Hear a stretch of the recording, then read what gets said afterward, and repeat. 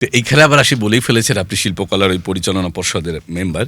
শিল্পকলাতে আমরা আসলে নতুন বাংলাদেশে অনেক ধরনের অস্থিরতা এসে দেখতে পাচ্ছি।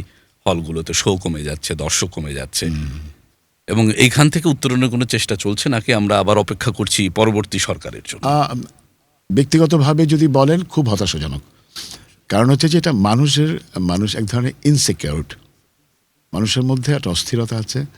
সে নিজেকে সেফ জায়গায় রাখতে চায়। সে এই যে থিয়েটার দেখতে আসা অথবা কোনো অনুষ্ঠানে আসা, এটা কিন্তু একটা সামাজিকতার মতো।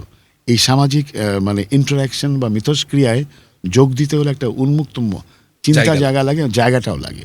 আপনি দেখবেন যে উন্মুক্ত জায়গা নেই, লোকের মধ্যে এক ধরনের অবিশ্বাস, এক ধরনের মব আছে, এটা আছে। তারপরে হচ্ছে কিছু হলেই একে ট্যাগিং করছে, ওকে গালি দিচ্ছে, ওকে মারছে, এবং এটা যে খুব অভদ্র, মানে ভদ্রতার তো চিহ্নই নাই। শিক্ষক, মানে বয়স্ক শিক্ষক, তাকে ইয়ে করাচ্ছে, জোর করে সাইন করাচ্ছে, জুতার মালা পরিয়ে দিচ্ছে।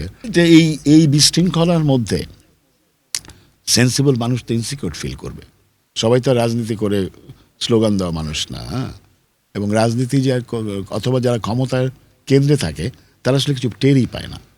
তারা মনে করে আমি তো আছি, আপনি যে আসলে নাই, আপনি যে অলরেডি বিতাড়িত, আপনি যে রাস্টিকেটেড, এটা আপনি বুঝতেই পারেন না। এবং সে কিন্তু আপনি মনে মনে আপনাকে গালি দিচ্ছে। আপনি একটা বড় পজিশনে আছেন, মন্ত্রী পর্যায়ে ধরেন আছেন, অথবা সেক্রেটারি পর্যায়ে আছেন, কিন্তু আপনি কিন্তু আসলে মরে গেছেন, একটু টের পান না এটা, যে আপনি কিন্তু মৃত সত্তা একটা।